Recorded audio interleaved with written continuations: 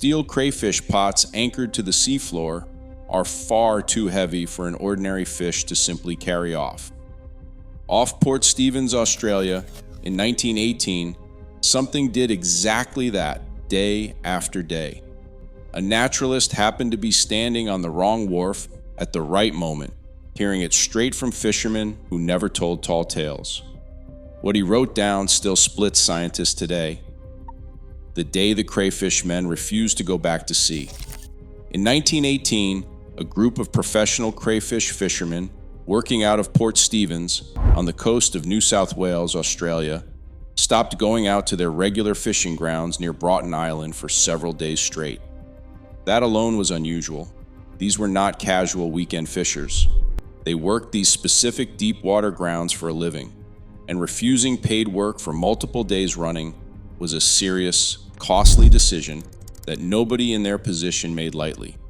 The naturalist David George Stead, who at the time managed the state's trawling industry, happened to be standing on the Nelson's Bay wharf watching lobsters get packed for the Sydney market when he asked the men whether a recent storm from the southeast had cost them many pots. According to Stead's own later account,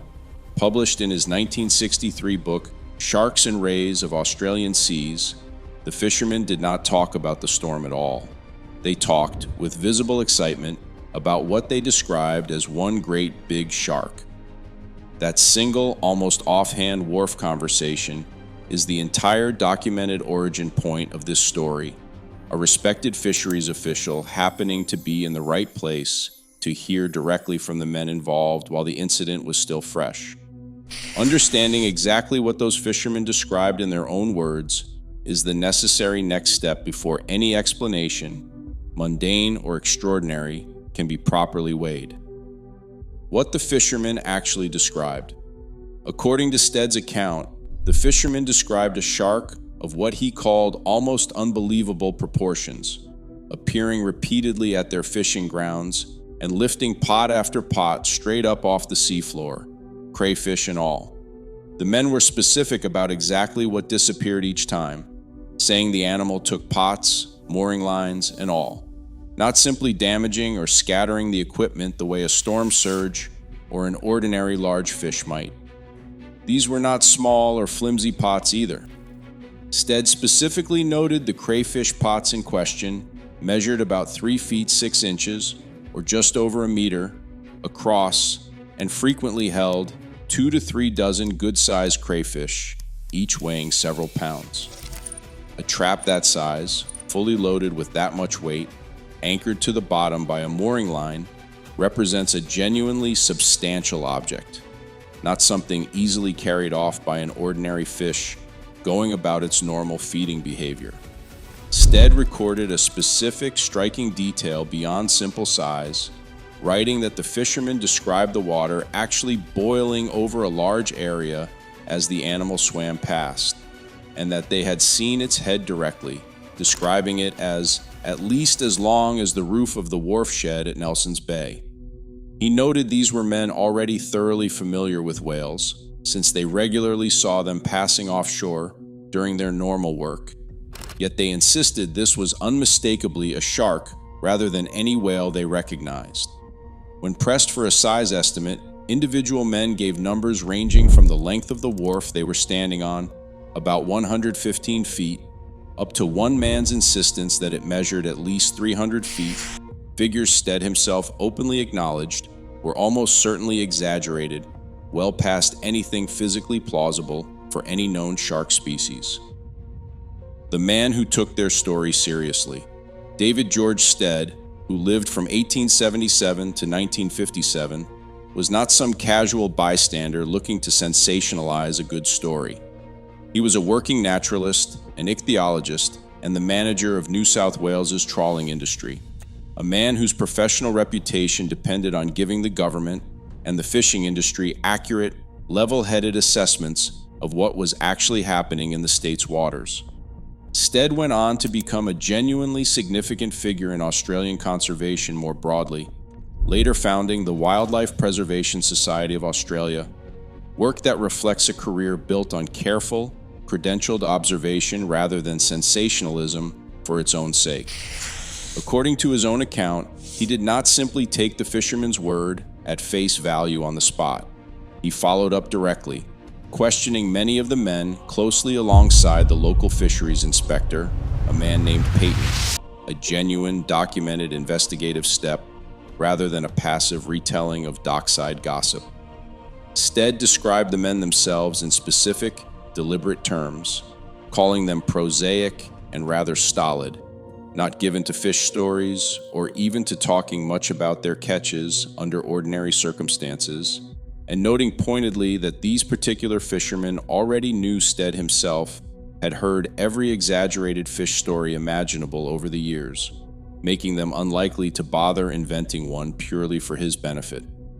Stead reported that despite the wildly inflated individual size estimates, every single man he and Inspector Peyton questioned agreed independently on the basic gigantic scale of whatever they had encountered, and specifically on one particular detail that struck Stead as significant: the animal's distinctly ghostly whitish color. Inspector Peyton himself agreed with Stead's own assessment, both men concluding that whatever these experienced fishermen had actually seen, it must have been something genuinely enormous to put grown, hardened professional men into that kind of visible fear and panic. If you're enjoying this deep dive, hitting subscribe means you won't miss the next one. That formal follow-up investigation, conducted by an actual fisheries official rather than a journalist chasing a dramatic headline, is precisely why this specific 1918 account has continued generating serious discussion among marine biologists and historians more than 100 years later, rather than fading away as one more forgotten sailor's story. The famous American writer who reported something similar. The 1918 Port Stevens account is not the only historical report of an enormous, unidentified shark connected to Pacific waters near Australia and its surrounding region. Zane Grey, the wildly popular American author of Western novels, who also happened to be one of the most dedicated big game anglers of his era, spent considerable time fishing Australian and South Pacific waters during the 1920s and 1930s, eventually publishing a detailed account of his own Australian fishing experiences in a 1937 book called An American Angler in Australia,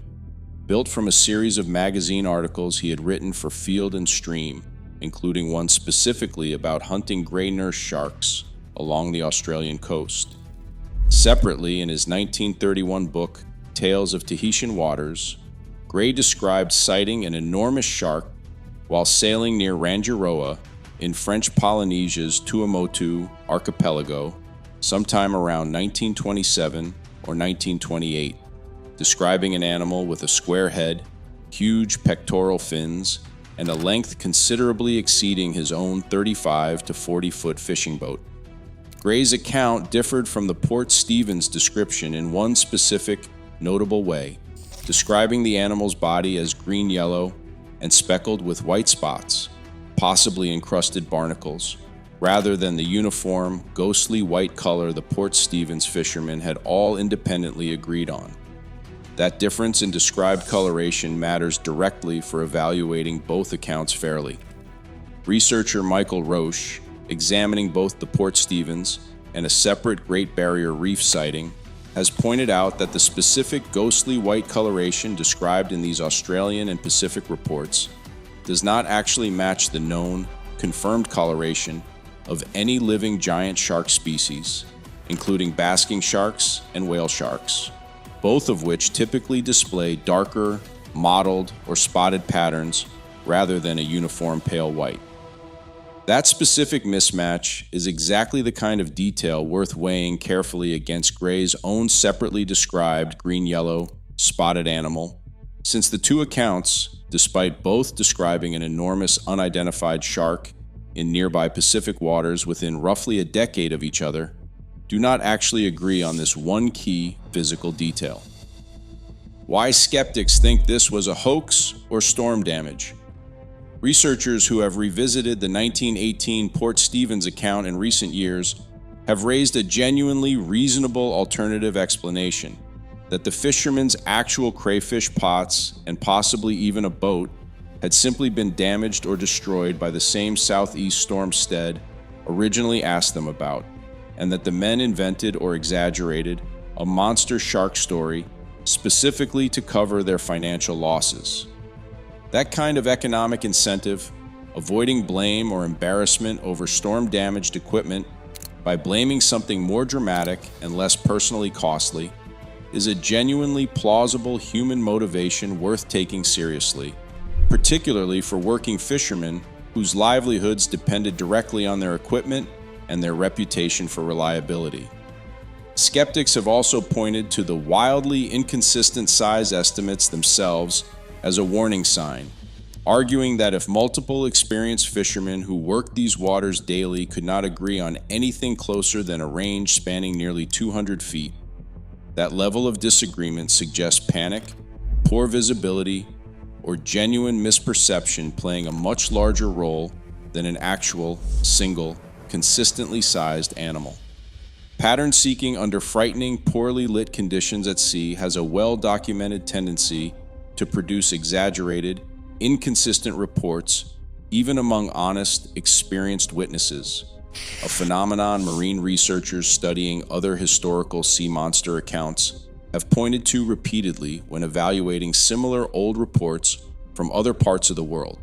including numerous documented cases where decomposing whale or basking shark carcasses, floating debris, or simple ocean swells got misidentified entirely as living monsters by frightened or excited observers. Neither of these skeptical explanations, storm damage covered up with an invented story, or genuine but badly exaggerated fear during a real encounter with something large but ordinary, has ever been definitively proven over the other, since no physical evidence from the 1918 incident itself survives to test against. That open, unresolved uncertainty is really the honest state of this specific historical case, and it raises a fair follow-up question about what kind of real animal, if anything ordinary was actually involved, could plausibly explain fishermen losing anchored gear that heavy in the first place. What could actually explain a shark? This size, modern marine biology has confirmed real, living shark species considerably larger than most people realize, offering a starting point for evaluating what the fishermen of 1918 might genuinely have encountered before fear and distance inflated their size estimates. Whale sharks, the largest fish species alive today, have been confirmed reaching lengths of up to roughly 18.8 meters, just over 61 feet, according to specimens measured and documented by marine researchers, feeding primarily on plankton and small fish through filter feeding, rather than attacking large prey or equipment directly. Basking sharks, the second largest living fish species, follow a broadly similar filter feeding lifestyle, typically reaching lengths of around 8 to 10 meters, though some historical, less rigorously verified reports have claimed considerably larger individual specimens. Neither of these two real confirmed giant shark species behaves anything like the aggressive, gear-stealing animal the Port Stevens fishermen describe,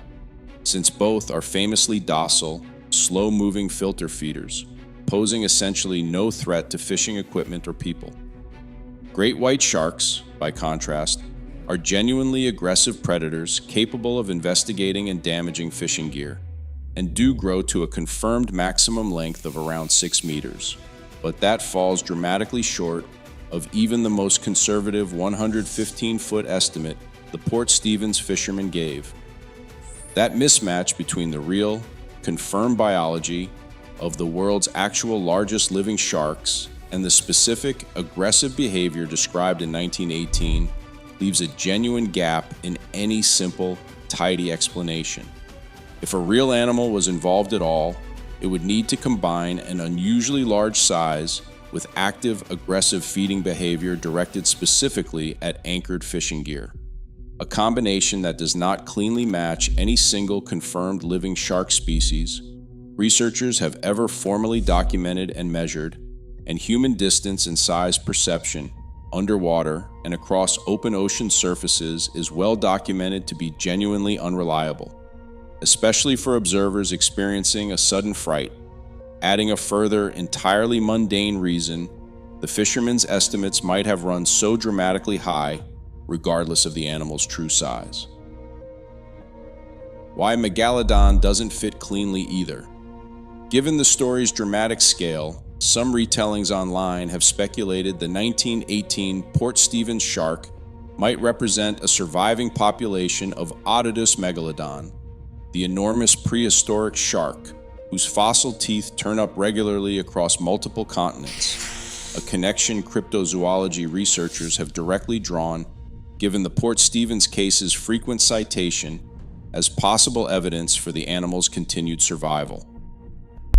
Paleontologists studying well-dated fossil sites in California and Baja California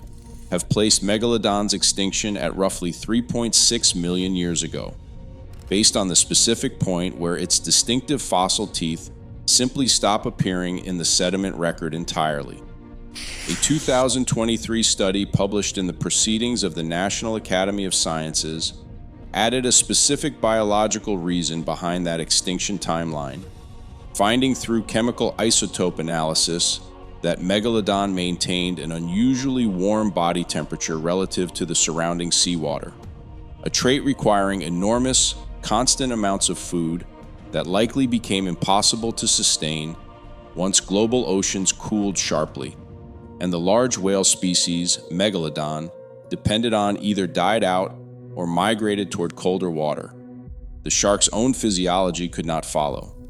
Cryptozoology researcher Carl Schuker, examining the megalodon connection directly, has also pointed out a specific complication worth weighing: that fossilized megalodon teeth themselves are generally black, gray, or brown rather than white, meaning even the specific detail of a fossilized tooth matching the ghostly white coloring described by the Port Stevens fishermen does not line up cleanly, since any genuinely fossilized tooth recovered anywhere would need to display that same aged coloration rather than a fresh, pale white surface. That well-documented extinction timeline and its underlying biological explanation sit directly at odds with any modern surviving population, though it is worth noting plainly that no fossil evidence, tooth, vertebra, or otherwise, has ever been recovered anywhere near Port Stevens, specifically tying this particular 1918 account to that species one way or the other, leaving the connection speculative rather than either confirmed or definitively ruled out. Whatever actually happened at Port Stevens in 1918, that specific mystery has never been the only genuinely puzzling encounter with something unexpectedly large reported off the Australian coast. Considerably more recent, far better documented Australian discoveries have continued turning up real, scientifically confirmed giants that most people, including working marine biologists, never expected to find in these same general waters at all. The giant squid scientists just confirmed was there. In July 2026, researchers working through Curtin University, in collaboration with the Schmidt Ocean Institute and the Western Australia Museum, confirmed genetic evidence of a giant squid, Architeuthis dux, living in deep ocean canyons off the coast of Western Australia's remote Ningaloo coast. Dr. Lisa Kirkendale, head of aquatic zoology at the Western Australia Museum, described the discovery as the first record of a giant squid detected off Western Australia's coast using environmental DNA testing methods,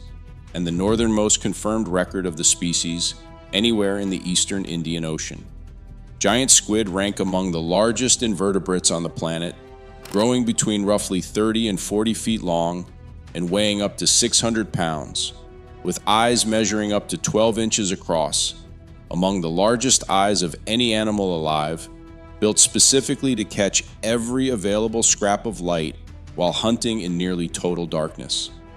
Despite deploying cameras and remotely operated vehicles down into the Cape Range and closed submarine canyons at depths exceeding 14,000 feet, the research team never actually captured direct visual footage of the animal itself. The genetic material recovered from water samples proved conclusively that a real giant squid had been present and active in that exact stretch of ocean. Even though the animal itself successfully avoided every camera, the expedition pointed into the darkness. Australian waters have produced physical giant squid specimens before as well, including a confirmed 20-foot, 500-pound giant squid hauled up dead in a trawler's nets off the country's southeastern coast in waters more than 1,640 feet deep. And animal fisheries research biologists at the time confirmed required 10 men simply to lift onto a stretcher for transport to a museum for study. That combination, rock-solid genetic proof of a massive, confirmed animal's ongoing presence, paired with a complete absence of any actual visual sighting, despite serious, well-funded modern equipment specifically searching for it, offers a genuinely useful modern parallel to the 1918 Port Stephens case. Even with today's far more advanced technology, Australia's deep coastal waters can still hold confirmed giant animals that remain almost entirely invisible to direct observation.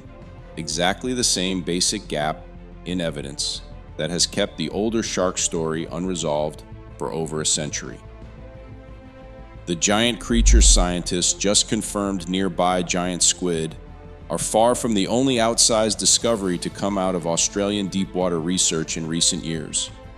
In 2020, researchers aboard the Schmidt Ocean Institute's research vessel Falkor, using a remotely operated vehicle called Sebastian, documented an enormous siphonophore belonging to the genus Apolemia while exploring the Ningaloo Canyons off Western Australia.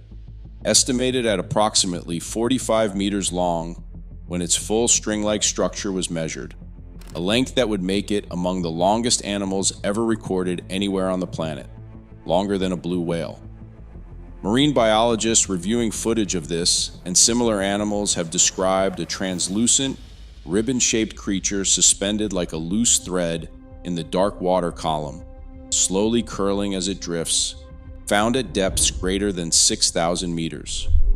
Unlike a single unified body, a siphonophore is technically a colony made up of many smaller, genetically identical, individual organisms called zooids, each specializing in a different function like feeding, swimming, or reproduction, working together as one continuous, coordinated structure, an entirely different biological strategy for achieving enormous size compared to how a single-bodied animal like a whale or a giant squid grows. Researchers studying these colonies have noted that sightings like this, combined with additional reports of similar giant siphonophores spotted elsewhere near Australia and in the Pacific, suggest these massive soft-bodied colonies may be considerably more common in the deep ocean abyss than scientists previously expected, simply because so little of that specific environment has ever actually been observed directly by any camera or research vessel.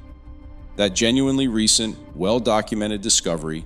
reinforces a broader theme running through nearly every real deep-sea Australian research effort covered here.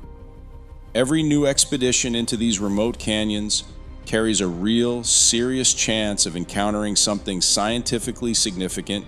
and previously undocumented. Whether that turns out to be a confirmed giant squid, a record-breaking siphonophore, or something else entirely still waiting in water, nobody has properly surveyed yet. Why Australia's deep waters keep producing these mysteries. Australia's coastline borders an unusually large stretch of deep, largely unexplored ocean, including submarine canyons dropping to extreme depths just off otherwise popular, well-known coastal regions like Ningaloo and Port Stephens itself. That specific geography, genuinely deep water sitting remarkably close to shore compared to many other coastlines around the world, creates real opportunities for large, deep-dwelling animals to occasionally surface into or near shallower waters where fishing boats and casual observers might actually encounter them. Researchers involved in the recent giant squid and siphonophore discoveries have directly connected their findings to this same basic reality, noting that continued advances in deep-sea exploration technology remotely operated vehicles, environmental DNA sampling, and deep water cameras keep turning up genuinely new information about animals living in these Australian canyons that traditional fishing and casual observation alone could never have properly documented. Every additional expedition into this specific stretch of ocean carries a real, decent chance of finding a creature or behavior nobody has formally described before. That same basic pattern, real deep water directly adjacent to areas where ordinary people fish and swim, combined with genuinely limited historical ability to properly document what actually lives down there, applies just as directly to the 1918 Port Stephens case as it does to the confirmed 2020 and 2026 discoveries. Whatever those crayfish fishermen actually encountered more than a century ago, they were working in exactly the kind of Australian coastal water that keeps producing real, scientifically significant surprises, even with today's far more advanced research tools. What marine biologists actually say today. Marine biologists and historians revisiting the 1918 Port Stephens account today generally land somewhere between full belief and complete dismissal. Exactly the kind of genuinely unresolved position an honest, evidence-based reading of the available material actually supports. The witness testimony came from multiple independent, experienced professional fishermen, cross-examined directly by a credentialed naturalist working alongside an official fisheries inspector, a combination that carries real documented weight, and Stead's own specific repeated observation that the men were normally not the type to tell fish stories adds further, genuine credibility to the account as he personally experienced it. At the same time, the size estimates given were wildly inconsistent and, at their upper range, physically implausible for any confirmed shark species, and a reasonable alternative explanation involving storm damage and an invented cover story remains entirely on the table. The mismatch between the ghostly white coloring both the Port Stephens fishermen and a separate Great Barrier Reef account independently described, and the confirmed coloration of every known giant shark species alive today, adds one more genuine, unresolved wrinkle to the case, one that Zane Grey's own separately described, green-yellow, spotted Pacific shark sighting does not even fully resolve, since the two accounts disagree with each other on this exact detail.